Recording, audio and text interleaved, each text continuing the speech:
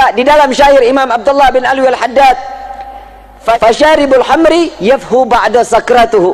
Orang yang cinta, orang yang namanya mabuk minum minuman khamar, setelah dia mabuk udah sadar tuh dia tuh, dan apa yang dia lakuin lupa, kebelakangannya lupa. Tapi kalau orang yang udah mabuk cinta, wasyaribul hubbi tulil umri sakrano, orang yang udah minum nikmatnya cinta sampai mati akan menambahkan rasa cinta dan terus dalam keadaan mabuk dengan cintanya. Betul? Gorma romantis orangnya. Soalnya zaman sekarang ngomongin cinta itu lebih masuk ke dalam otak sama ke hati dibanding suruh rukun wudu. Ayo Kiai, jujur, bener nggak? Urusan cinta ya otodidak, bib. Itu mah berjalan sendiri. Yang namanya cinta harus ada pengorbanan, betul? Bagaimana cintanya Nabi kepada kita, pengorbanan dari awal lahir sampai yaumil qiyamah, pengorbanan semuanya untuk umat Nabi Muhammad SAW. Hampir diabadikan di dalam Al-Quran. Laqad ja'akum rasulun min anfusikum azizun alaihi ma anittum harisun alaikum bil mu'minina raufur. Akan datang kepada kalian seorang rasul utusan Allah, sama seperti kalian, bagian golongan manusia, memiliki rahman, memiliki rahim, punya kasih sayang yang begitu besar, namun beban umatnya dipikul sampai yaumil qiyamah. Beban umat dipikul, kita beban hidup kita sendiri aja udah males, belum ujian dalam hidup nih. Tapi ingat-ingat nih, ada ujian, ada azab. Ya, ada ujian, ada. Buat orang yang ujian, mereka yang punya kelas. Orang sekolah punya kelas, ada ujiannya kan? Ada tingkat kenaikan kan? Kalau dia bagus, nilainya bagus, bisa naik ke. Kalau dia lulus dalam ujiannya. Kalau orang yang nggak mungkin sekolah, orang nggak sekolah, mungkin nggak ada ujian. Mungkin naik kelas, nggak mungkin. Nih hidup kita nih kadang kita lupa nih. Ini saya cuma sekedar ngingetin. Ada orang, kalau kita tanya, kita tahu nih orang ibadahnya males, ogah, ngaji nggak mau, baca Quran enggak. Begitu datang ketemu kita, ujian besar sekali. Sampaiin nama dia, itu bukan ujian tong, itu azab baru di dunia.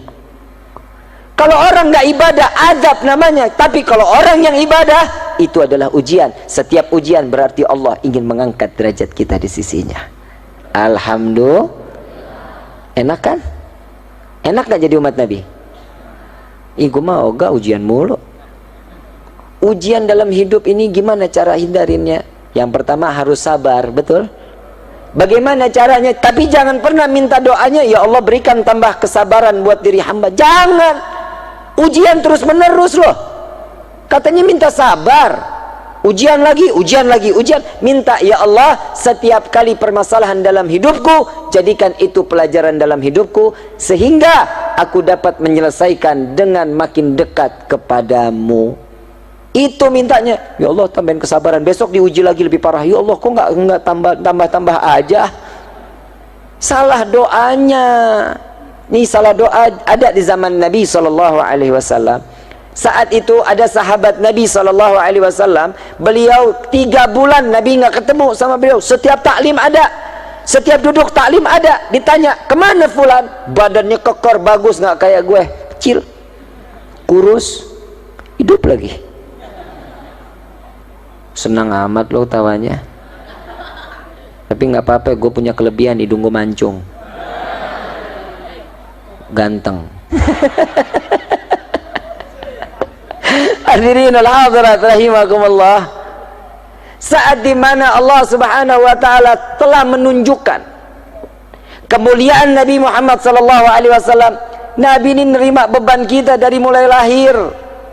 Di dalam Rawi Ad-Diba dijelaskan Nabi SAW saat terlahir ke dunia. Syekh Abdurrahman Ad-Diba menukil dari satu firman atau hadis qudsi, ya Jibril nadi fi sahril mahlukat min ahlil ardi was sama' bittahani wal bisyarah fa inna an-nurul maqsun wa sirrul maknun awjad qabla al-wujudil asya' wa ibda'il ardi was sama'. Nih Allah subhanahu wa ta'ala mengatakan, wahai Jibril, beritahu penghuni langit dan bumi, Cahaya yang selama ini aku jaga dan tersimpan, di malam ini akan aku keluarkan di atas bumiku.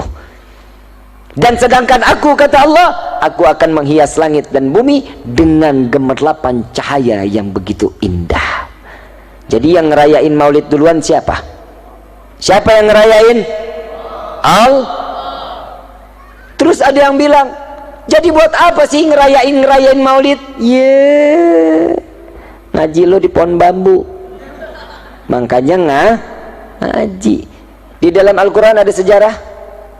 Di dalam Al-Quran ada sejarah apa enggak? Berarti sejarah dengan kita membaca Al-Quran sama enggak tingkatannya? Kita tahu Fir'aun, Al-Quran. Kita tahu Nabi Ibrahim yang ngebangun Ka'bah, ada di dalam Al-Quran.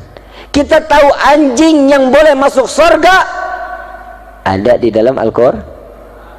Kita tahu mana yang halal, kita tahu mana yang haram, zakat wajib, salat 5 waktu wajib, haji jika mampu diberikan kewajiban, semuanya dari Quran. Semuanya ada peristiwa di dalam sejarahnya. Sama begitu pula Maulidun Nabi Muhammad sallallahu alaihi wasallam. Kita begini ini karena kita telah diajarkan oleh Allah untuk memuliakan dan mengagungkan Nabi Muhammad. Dari mana, Bib? Emang Allah mengagungkan? Ya udah dong, udah cukup kalau Allah udah mengagungkan dan memuliakan Nabi. Nah, ini perlu dijawab nggak nih? Perlu dijawab?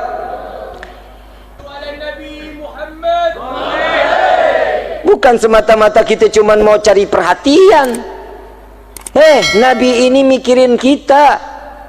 Kalau ada orang yang di luar sana, untuk apa, buat apa, kenapa, tanya nih seakan-akan dia sama iblis sama. Saat kelahiran Nabi, siapa yang benci? Jadi kalau ada orang bilang nanya, ngapain acara-acara maulid? Nih tanya tuh, nih jangan-jangan lo iblis nih. Apa kata Nabi? Aku khawatir, kata Nabi. Nabi mengatakan, aku khawatir pada zaman nanti, di akhir zaman kelak datangnya pada umatku, Islam cuma nama. Sudah apa belum? Ngaku Islam, betul?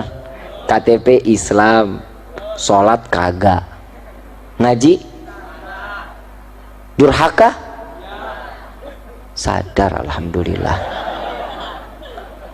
Saya besok-besok pengen cari yang tempat daerahnya yang pada sadar aja masyarakatnya dah, jadi enak, berasa nyadarinnya. Sebenarnya nggak usah disadarin, Bib, kita udah sadar, tapi kitanya aja yang blow on. Coba kita bisa kebayangin, Islam cuma nama, cuma sekedar nama. Namanya Islam, sama orang jahatnya luar biasa, mulut ngoceh aja. Orang tetangga beli kulkas, kita yang tempel koyok.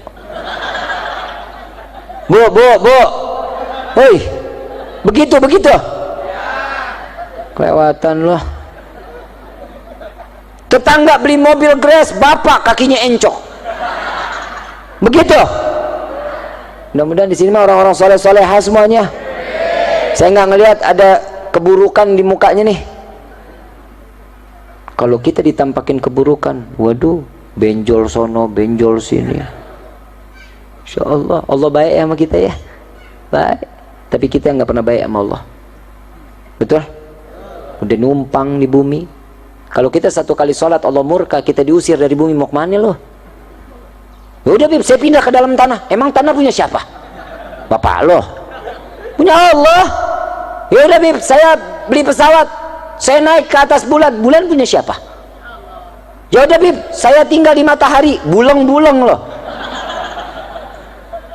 Matahari punya siapa?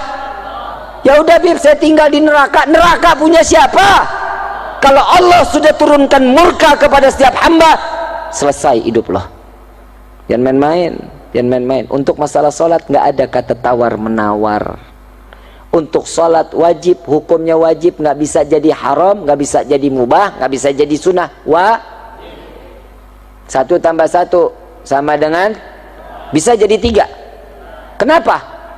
Ya sudah hukumnya, Bib. Begitupun Al-Quran, begitupun sholat kita, nggak bisa kita rubah. Kalau yang udah namanya sudah ketentuan Allah, ini maktub, nggak bisa dirubah, udah nggak bisa.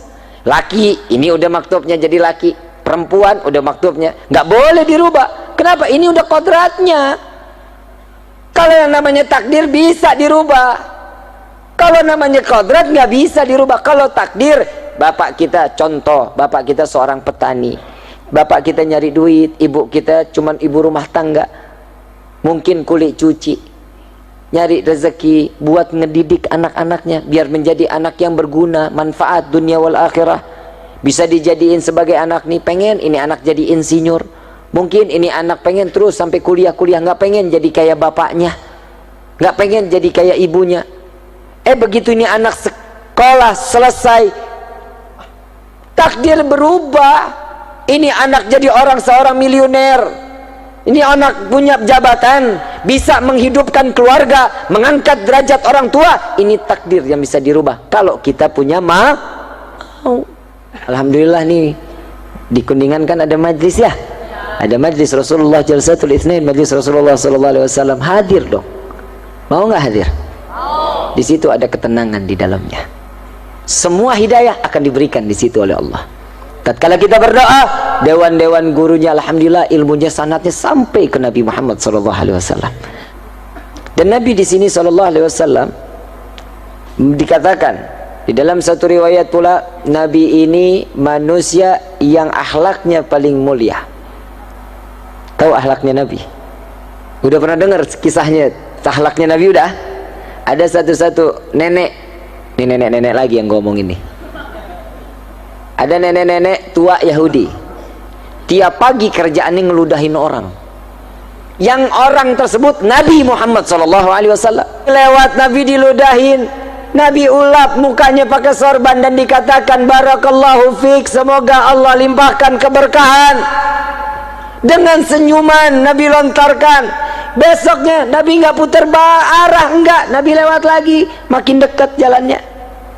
Makin besoknya lewat, deketin lagi. Sahabat sampai bingung, ya Rasulullah kok demen amat diludahin sih?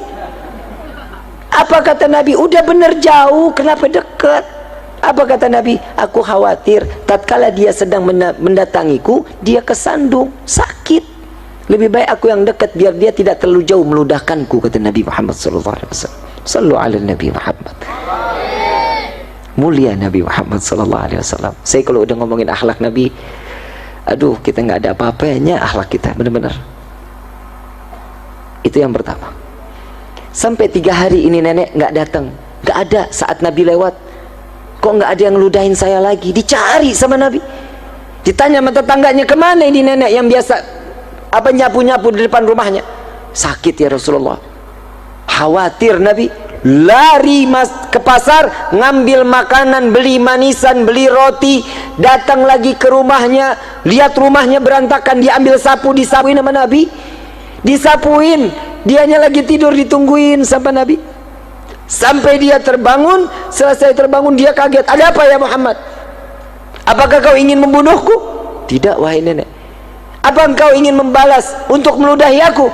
Tidak wahai ibuku. Sampai dikatakan ibuku, kata Nabi SAW. Aku datang ke sini, aku ingin menjengukmu dan aku ingin memberikan makanan kepadamu, sehingga engkau dapat sehat kembali, secepatnya engkau bisa menjalankan seperti apa yang kau telah jalani setiap pagi untuk meludahi aku, kata Nabi SAW. Disuruh sehat untuk aktivitasnya nggak berkurang. Ya Allah, mulia Rasulullah SAW. Nggak cuman sampai di situ hadirin. Saat di Taif, Nabi dilempari kotoran, Nabi dilempari batu, berdarah pelipisnya, duri tertuncap daripada pipi mulia manusia yang dimuliakan oleh Zat yang Maha Mulia, tertembus darah, ditadangin oleh Nabi. Satu demi satu tetesan keluar dari wajah Nabi SAW. Saat semua sahabat mengatakan, ya Rasulullah, biarkan, jangan kau tadangi, jangan kau tampung, biarkan darah itu menetes. Aku khawatir jika satu tetes darahku tertetes di tanah Taif, aku khawatir tanah ini akan ditenggelamkan oleh Allah Subhanahu wa ta'ala. Sedangkan aku masih berharap anak cucu mereka dapat beriman kepada Allah dan beriman kepada aku. Sallu ala Nabi Muhammad. Di mana letak kesalahan Nabi, hadirin?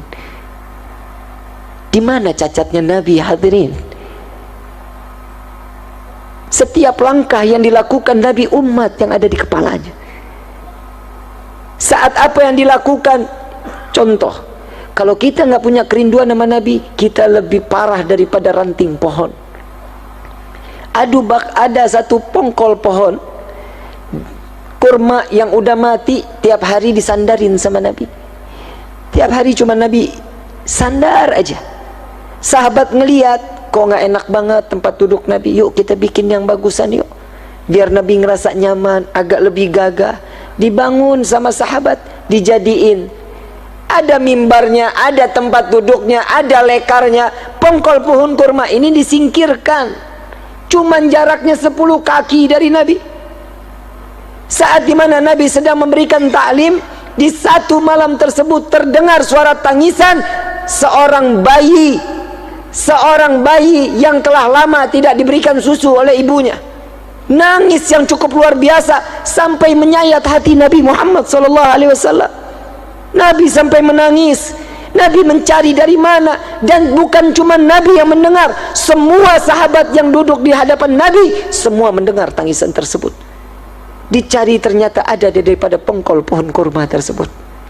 Ini di dalam sirah tersebut, Sayyidina Abu Bakar radhiyallahu anhu warḍahu, beliau mengatakan, aku tidak pernah melihat seorang ayah yang menimang dan memberikan belayan yang cukup mesra daripada anaknya, melainkan Nabi Muhammad menimang dan mengusap, memberikan belas kasihnya kepada pongkol pohon kurma yang telah mati, dibelai oleh Rasulullah. Wahai pongkol pohon kurma, apa yang kau tangisi? Ya Rasulullah, kemarin baru saja kulitmu bersentuhan dengan kulitku, keringatmu sampai kepada jasadku ya Rasulullah, tapi di hari ini engkau telah jauh dariku. Wahai pongkol pohon kurma, jarakmu tidak jauh denganku 10 kaki. Aku tidak tahan berjauhan denganmu ya Rasulullah. Wahai pongkol pohon kurma, apakah kau ingin aku tancapkan kembali di bumi? Diam pongkol pohon kurma tersebut. Apa kau ingin aku tancapkan di dalam syurganya Allah? Apa jawaban pongkol pohon kurma? Ya Rasulullah, tancapkan aku di dalam syurga. Jika di dunia kau tancapkan sebentar lagi akan datangnya kiamat, maka akan binasalah aku. Tatkala engkau masukkan aku di dalam syurga, engkau tancap aku di syurga, aku akan selalu memandangmu dan selalu berdekatan denganmu ya Rasulullah. Huwa Muhammad, belas kasihnya sangat luar biasa, kecintaannya kepada makhluk, rahmatan lil alamin. Kepada siapapun Nabi memberikan tumpahan kasih sayangnya. Ayuhal hadirun jamaah rahimakumullah, kita ingat saat perjalanan Isra wal Mi'raj Nabi, malaikat Jibril tidak dapat masuk, sama-sama menemani Nabi untuk berjumpa dengan Allah. Di saat itu malaikat Jibril mundur. Ya Rasulullah, aku tidak dapat melangkahkan kakiku satu langkah pun. Jika satu langkah aku masuk, maka akan hancur tubuhku.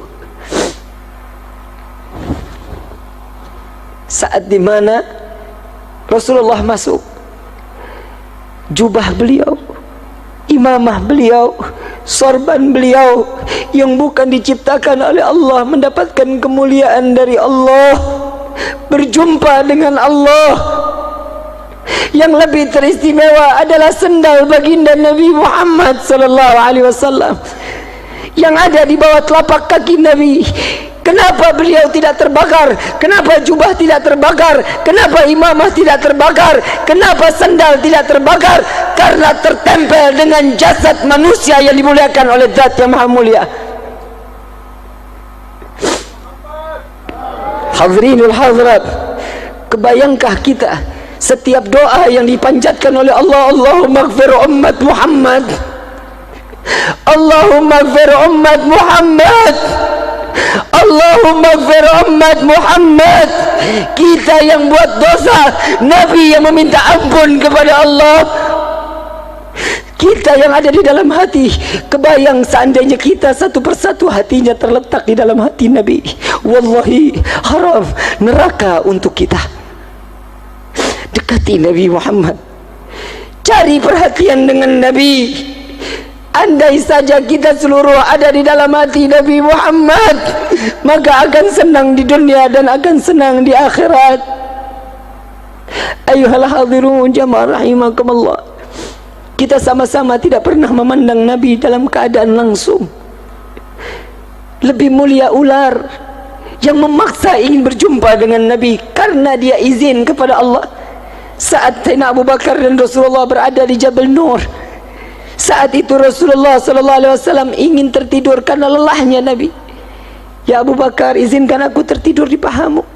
Sebelum Nabi masuk ke dalam gua, semua lubang ditutupi. Semua lubang, khawatir ada binatang yang buas menyakiti Nabi Muhammad SAW. Jubah setelah habis, satu lubang yang tidak lagi tertutup. Saat Nabi masuk, Sayyidina Abu Bakar sudah duduk, ditutup oleh kaki Sayyidina Abu Bakar Siddiq radhiyallahu anhu warḍahu.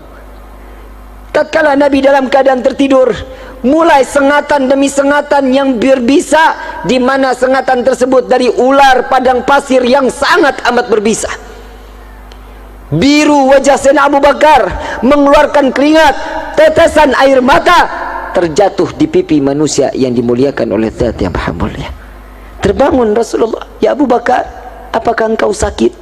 Beratnya kepalaku? Tidak ya Rasulullah, kakiku tersengat oleh bisa.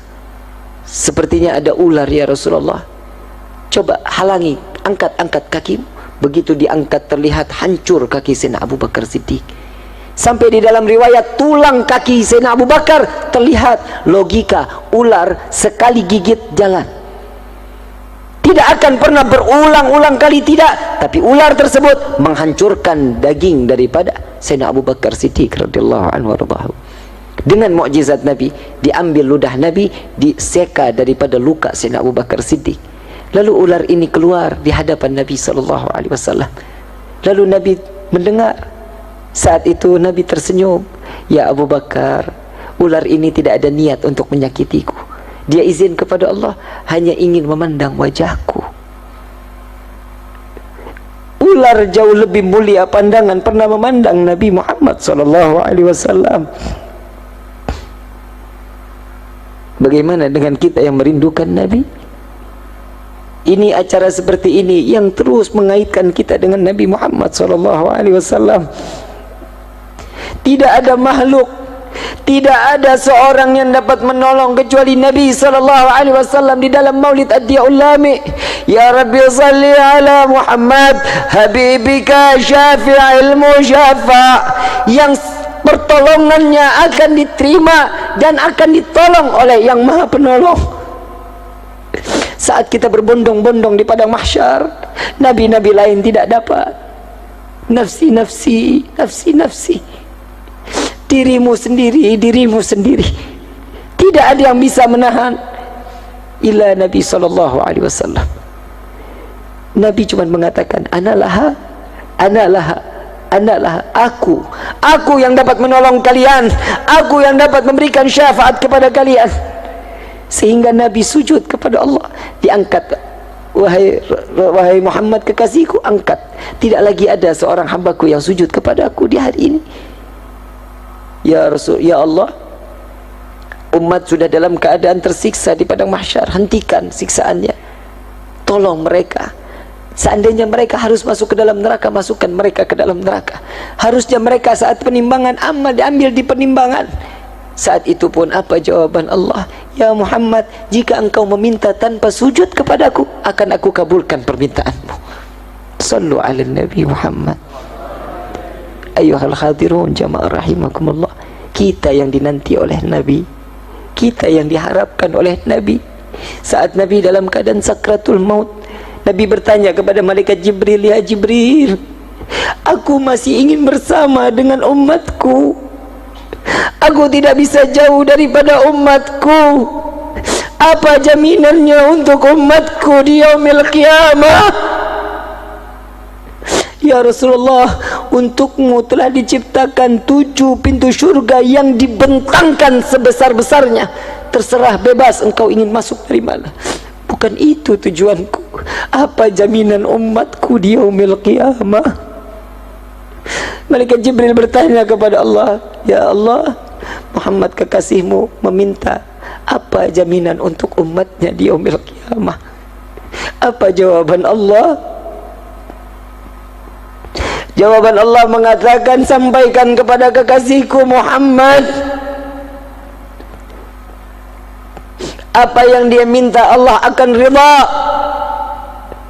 Aku tidak akan menghinakan umat Muhammad di yaumil qiyamah. Ini jaminan dari Nabi Muhammad sallallahu alaihi wasallam. Cukup kita sakitin hati Nabi, cukup. Cukup kita lalai kepada Allah, cukup. Malu kita di hadapan Nabi. Para orang-orang tua kita, para salafun as-salihun, yang mereka dengan bangga membawa amalan sedekahnya, membawa amalan zakatnya, diperiksa oleh Nabi. Nabi tersenyum dan mengatakan, hadza ummati ya Rabbi, ini adalah umatku. Bagaimana kita saat kita dipanggil oleh Allah dengan banyaknya pikulan-pikulan dosa di hadapan Allah, disaksikan oleh Nabi Muhammad, dibuka amalan, tidak ada amalan melainkan dosa. Jika dulu Nabi dilempari batu, Nabi dilempari kotoran, saat dimana Nabi menerima yang tidak enak, cacian dan makian, di akhir zaman seperti ini tidak segan umat Nabi melemparkan tumpukan dosa ke wajah baginda Nabi Muhammad sallallahu alaihi wasallam. Tubna ilallah, tubna ilallah, tubna ilallah. Tobatlah kepada Allah, mohon ampunlah kepada Allah. Tidakkah kalian ingin membalas daripada pekerjaan yang telah dilakukan oleh Nabi untuk menyelamatkan umat? Yang sunnah dikerjakan, yang wajib harus lebih dikerjakan. Kenalkan diri kita kepada Nabi sallallahu alaihi wasallam. Seperti acara inilah cara kita perkenalan kita dengan Nabi sallallahu alaihi wasallam. Kita enggak pernah tiap kali doa, ya Allah jadikan kami umat Nabi Muhammad. Tapi saat kita terlahir dari rahim ibunda, pasti akan mendapatkan gelar ini, dia dijadikan sebagai umat Nabi Muhammad sallallahu alaihi wasallam. Ayyuhal khadirun jamaah rahimakumullah. Yuk sama-sama kita meminta kepada Allah, meminta perlindungan dari Allah dari segala bentuk kemaksiatan yang ada di dunia ini. Mudah-mudahan malam ini malam yang dicukupkan untuk kita taubat terakhir di dalam hidup kita. Kita minta sama Allah, mudah-mudahan keluar dari tempat ini semua hajat kita dikabulkan oleh Allah. Dosa kita diganti dengan pahala yang berlimpah. Semua apa yang kita ingini, baik yang pernah kita minta maupun yang lupa kita minta, semua akan diijabah oleh Allah Subhanahu wa taala. Hadirin wal hadirat rahimakumullah. Saya minta waktu satu kisah lagi, di mana kisah ini manusia yang begitu mulia dan mengobrol syafaatnya di yaumil qiyamah. Bagaimana dengan Malik bin Sinan?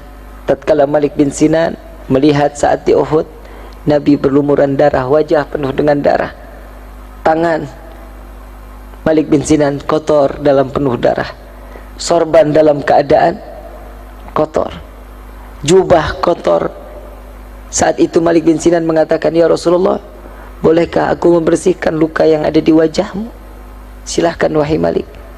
Ya Rasulullah, tapi enggak ada yang bersih kecuali lidahku. Silahkan. Dijilat semua darah Nabi SAW, dikumpulkan di dalam mulut Malik bin Sinan. Saat itu Nabi mengatakan, buang wahai Malik, buang. Tidak didengar oleh Malik bin Sinan, dikumpulkan di dalam mulut. Ditanya, dibilangkan oleh Nabi sekali lagi, buang wahai Malik, malah ditelan. Wallahi tidak akan aku buang ya Rasulullah. Ditelan oleh Malik bin Sinan. Dua pelanggaran di hadapan Nabi Muhammad SAW. Yang pertama, perintah Nabi adalah perintah Allah Subhanahu wa taala, tidak didengarkan daripada perintah Nabi. Yang kedua, melawan perintah dengan cara yang harusnya dibuang, dia malah ditelan. Dua pelanggaran besar fatal.